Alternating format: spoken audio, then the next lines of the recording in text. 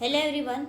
Today we shall discuss one of the most important topic of engineering mathematics, which has a vast application in science, engineering and various streams. This has you will find its application in a real life problem. So the topic which we are going to discuss today is a Laplace transform.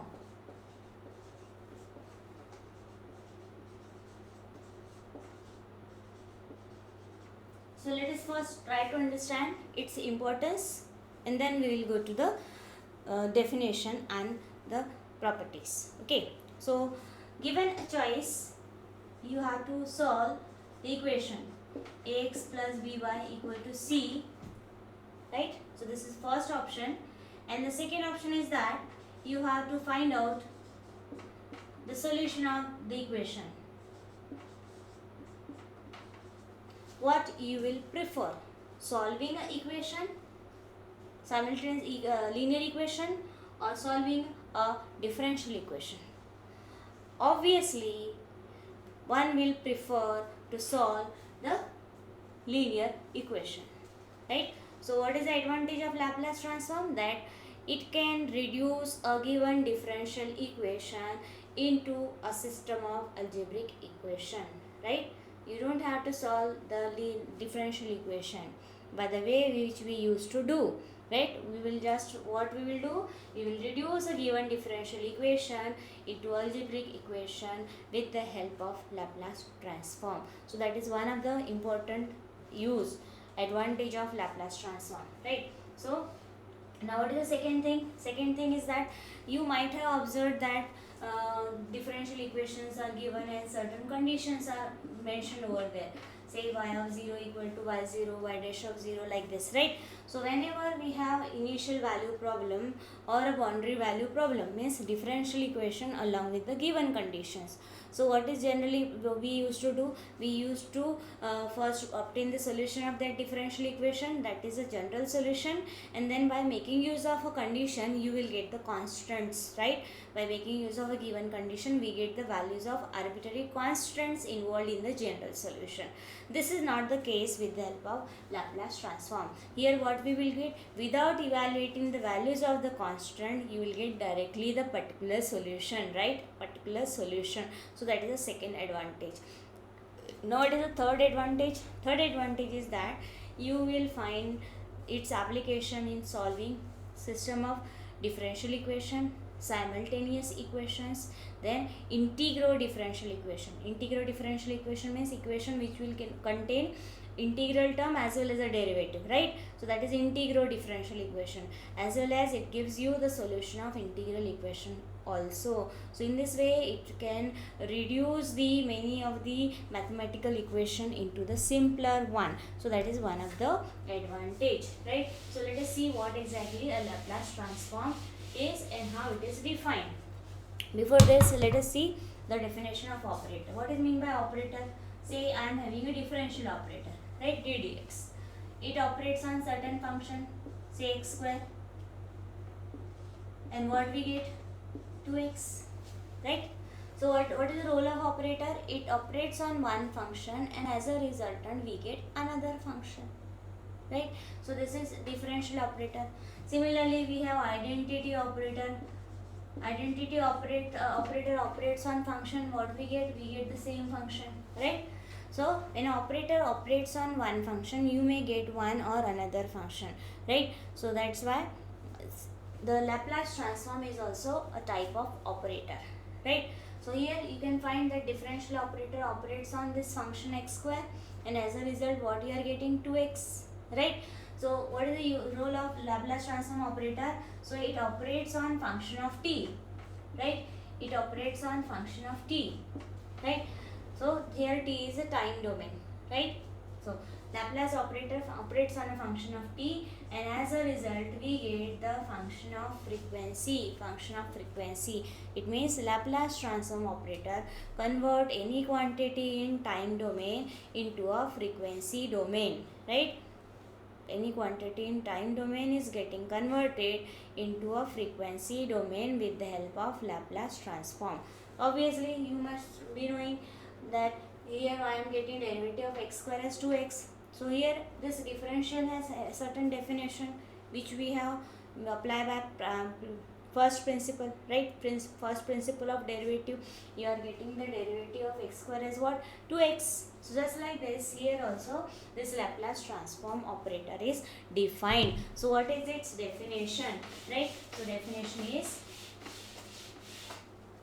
remember again, the Laplace transform operator operates on a function of t, and this function must be a continuous function of t, right? Continuous function of t time can be resolved by making use of the Laplace transform. Whereas if the function is a discrete, right? Function of time is discrete, then we will apply the Z transform that we will discuss later. Okay, so if we have a continuous time signal, then we apply Laplace transform, and if we have a discrete time signal, then we used to apply or treat that example with the help of Z transform. So let us see what is definition of Laplace transform. So if f of t is a function,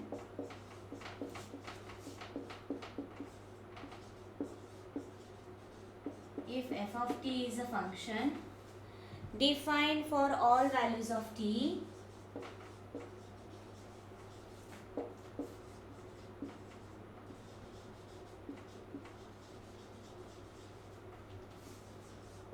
greater than equal to 0, right? Defined for all values of t greater than equal to 0, then the Laplace transform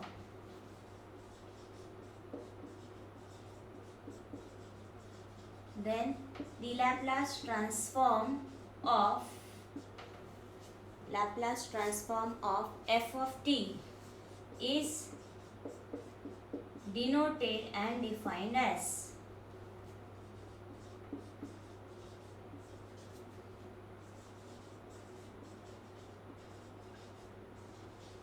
so how it is defined? Laplace of f of t, we write it like this notation, or it is also denoted by f of s. Why? Because resultant we get a function of s is equal to integral 0 to infinity e raised to power minus st into f of t dt, right? So Laplace transform of function f of t is integral from 0 to infinity of e power minus st into f of t dt, right? So this is nothing but a Laplace transform of the function. Now here this s is nothing but a operator, right? This is a parameter. S is a parameter which may take real or complex value. Generally it takes a real value, right? S is a parameter which can take the real or the complex value, but usually it takes the real value, right? So this is nothing but a definition of Laplace transform. Now question must be there, why I have denoted this by f of s, right? So let us take for example, I am taking function f of t as say 1, right? If I am taking f of t as 1, right? So what you will get? So integral 0 to infinity e raised to power minus st f of t is 1 dt, right? Integrate, so e raised to power minus st upon minus s, integration is with respect to t, right? Simplify, apply upper limit, put t as infinity, so e raised to power minus infinity is 0 and e raised to power 0 is 1. So what you are getting? Finally you will get the answer as a function of s, right? Or you can see over here also in the definition itself also, when you will integrate with respect to t, you will put the limits for t, what is left is nothing but s. So that's why final answer is function of s. Hence this is also denoted by function of s, that is frequency over here, right? Now another notation for is this also. Why? So f bigger s. So this represents a symbol. So generally one of the main application of Laplace transform is that it is used in signal processing, right? So the first application which we have which has been invented is not regarding the analysis of the signals. That's why it is also denoted by this symbol, right? We will go with this one, f of s. Okay, in our throughout this unit we will go with this symbol. Now, so before solving certain example, let us uh, remember certain important result which we will use throughout this unit. So first result is that limit as t tends to infinity of e raised to power minus st, right? Limit as t tends to infinity of e raised to power minus st is always 0, right? This result one has to remember. And the second one is limit t tends to infinity of e raised to power minus st into t raised to n, right? E raised to power minus st into t raised to n is also 0. So as and when we will come across such type of results, we will directly make use of these values, that is 0, right? So I hope this is clear to you all. So as I said, Laplace transform is an operator, right, which is defined in this way. It converts the quantity in time domain to a frequency domain. So after definition, what is the next step, right? So I'll try to relate it with the differential operator, right? So just like when we have defined the derivative, what we have done after that? After that, we have obtained a derivative of some standard functions, right? So similarly here also, once we have defined a Laplace transform operator, we will obtain the Laplace transform of some standard functions, right? So let us see what are the Laplace transform of the standard functions. Okay.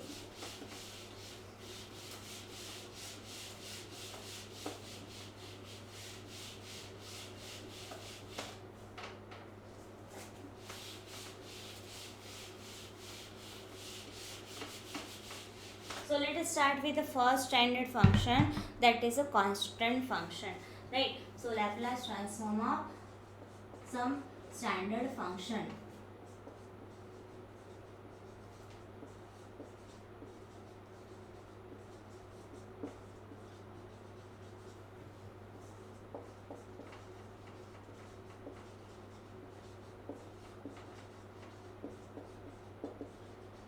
So let us take the first one, Laplace transform of k. Let us see what it comes out to be, right? Obviously, k is a constant.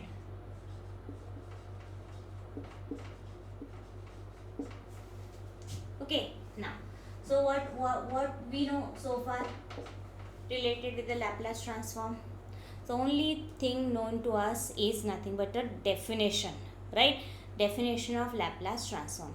So we will try to make use of that, right? So we know that by definition, Laplace transform of f of t is integral 0 to infinity e raised to power minus st into f of t dt. Now, note one more thing, that the variable of integration t is a dummy indefinite integration. Dummy means in place of t I can write x also, right? Because it is a definite integration.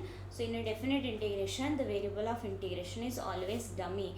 As and when required, you can change that variable by some other variable, right? So this is the definition. Now we wish to find out Laplace transform of k. So compare left hand side, Laplace of k, Laplace f of t. So what it means? So let f of t is equal to what? K, right? So therefore this implies, therefore what we have, Laplace of k is equal to integral 0 to infinity e raised to power minus st into f of t is k dt, right? Now you can simplify this integration. K being a constant, take it outside. So k outside, integral 0 to infinity e raised to power minus st. Now, what is the integration of e power minus st? What is the formula for e power at integration? What it is? E power at upon derivative of this. What is that? A, right? So, here it is k e raised to power minus st in place of a, what I am having? Minus s. Okay. Now integration is over. Apply the limit 0 to infinity. Okay. Now apply the limit 0 to infinity. So I'll take minus k by s outside. Put the limit for t. That is e raised to power minus s into infinity minus infinity minus e raised to power, put t 0. So 0. Isn't it? Okay. So like this we have. Now what is e raised to power minus infinity? Use result number 1, which we have, which I have told you, right? What is e raised to power minus infinity? According to result 1, this is 0, right? So it is minus k by s into 0. What is e power 0? E power 0 is 1, right? So remember these two values. E power minus infinity is always 0 and e power 0 is always 1. Okay. Now simplify. So what you are getting? You are getting it as k by s. So what is Laplace of any constant k? That is k times 1 by s, right? So in particular,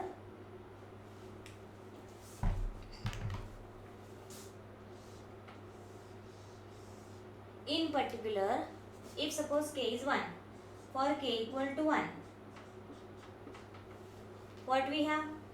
For k equal to 1, we have Laplace of 1s. I'll write it over here. Laplace of 1 is what? 1 by s. Okay. So this formula you have to remember that Laplace of 1 is 1 by s and Laplace of k is k by s. What will be Laplace of 10? Put k as 10. We'll get 10 by s, right? Okay. So I think you are done with the first formula, right? That is Laplace of k is k by s. So Laplace of 1 is 1 by s, right? Now let us have the next one. Next formula.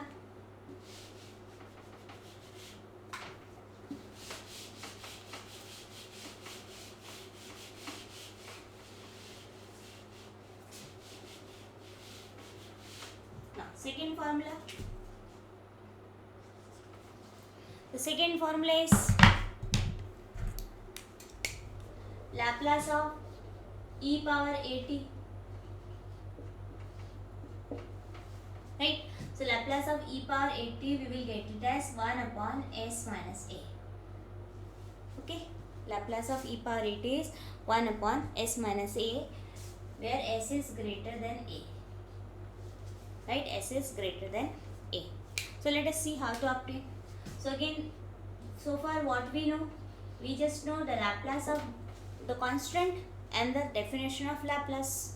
Constant we cannot use here, right? So we will start with the again definition. Now remember, most of the properties or derivations will be done by the making use of definition of Laplace transform. So by definition we have this Laplace of f of t as integral 0 to infinity e power minus st f of t dt. Now compare, we want e power at, Laplace of e power at. So what should be f of t? F of t must be e power at. Okay, put in this equation. So what we have? Laplace of e power at is equal to integral 0 to infinity e raised to power minus st into e power at. Now we have done the substitution. What is the next step? Look at this term. What we are finding? Integration of two exponential term. So how to simplify this? So we will just apply law of indices. Now again one more thing important. As I am having one of the limit as infinity, right? As one of the limit is infinity, so that's why we will always write as e power minus t into something. So what is left? According to law of indices, what is left? It is s minus a. You can see here e power, what it becomes? E power minus st into e power at. This is base is same, so index will get added. So we have st plus at, right? From where we will take t outside. So what will be left? S minus a. Okay. So this is equal to, now simplify this integration. It is again in the form e raised to power at integration. So what it is, e power minus s minus a into t upon minus of s minus a over the limit 0 to infinity. Apply the limit. So what we have, 1 upon minus of s minus a outside, take this common, apply the limit, upper limit, put t as infinity, e power minus infinity is 0. Okay, then put t as 0, so this becomes 0, e power 0 is 1. So what we get, 1 upon s minus a, that is what we want. So Laplace of e power at is nothing but 1 upon s minus a. So this is our second formula, right? Now, let us obtain another formula related with this. Suppose in place of a, if I have e minus a, right? So what will be this formula? So just replace a by minus a. So this becomes 1 upon s plus a, right? So this also one has to remember that Laplace of e power minus at is 1 upon s plus a. Okay? So remember this one, s minus whatever is there in the multiplication with t. A is there, so we write s minus a. Here minus a is there, so s minus of minus a. So that becomes plus a. Okay? Okay. So this is our second formula. Let us have the next formula. That is the third one. Laplace of t.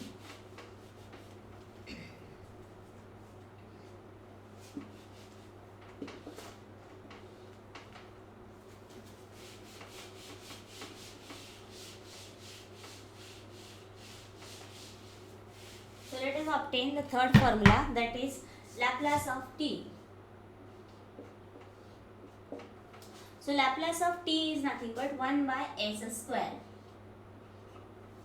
Okay. So apply definition. Again we will start with the definition. Compare. So what we find, f of t is nothing but t. Okay. So put Laplace of f of t, integral 0 to infinity e raised to power minus st into t. Right. Now see here what I am having. Look at this term. What we are having, t, product of two terms, out of which one is algebraic. So what we do in such case, we apply successive integration by parts, right? So what is successive integration by parts? Recall once again. So u is first function, v is the second function, right? And integration of this. So according to successive integration by parts, what we write, u v1 minus u dash v2 plus u double dash v3, where the suffix denotes what? Integration. Suffix 1 means one time integration, 2 means 2 times integration, 3 means 3 times integration, and dash indicates what? The differentiation, right? So 1 dash, 1 time differentiation, double dash, 2 times differentiation, right? Like this, right? So this is successive integration by parts. So let us apply successive integration by parts. So what is u over here? U is nothing but our algebraic term. Remember, when we apply successive integration by parts, so u should be that term whose the differentiation terminates after certain step, and another term is v. Okay, so this is apply. So you will write u. So it is t. v1 means integration of e power minus st. So it is e raised to power minus st upon minus s. I'll write each term in the bracket so that this first term and second term can be referred for the next term. Okay. So minus u dash means derivative of previous first term. What is the derivative of t? T is nothing but 1. Then integration of this again, v2. So we will integrate this again, second term. What is the integration of e power minus st? E power minus st upon minus s. Already minus s is there, so that becomes s square. Okay. Now then next, plus sign, plus derivative of previous first term, derivative of 1, that becomes 0. right? So in this way integration is complete.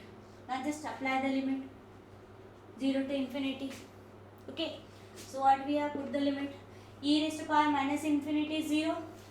So first term vanishes for upper limit. Again when we apply the lower limit t0, so this will make this 0, right? So the first term vanishes for both upper as well as lower limit. Okay, now let us have second term. So 1 by s square constant, take it outside. E power minus infinity upper limit, e power minus infinity is 0. Then put t0, e power 0 is 1. So what I am having? 1 upon s square, which is as per the requirement, right? So Laplace of t is nothing but 1 by s square. Okay, so this is all for today. In the next video lecture we shall discuss what will be the Laplace transform of t raised to n, where n takes the positive value. That is, what will be Laplace transform of t square, t cube, t to the power 10, right? So that formula we will derive in the next video lecture. I hope you have understood the concept discussed in this video lecture. Thank you.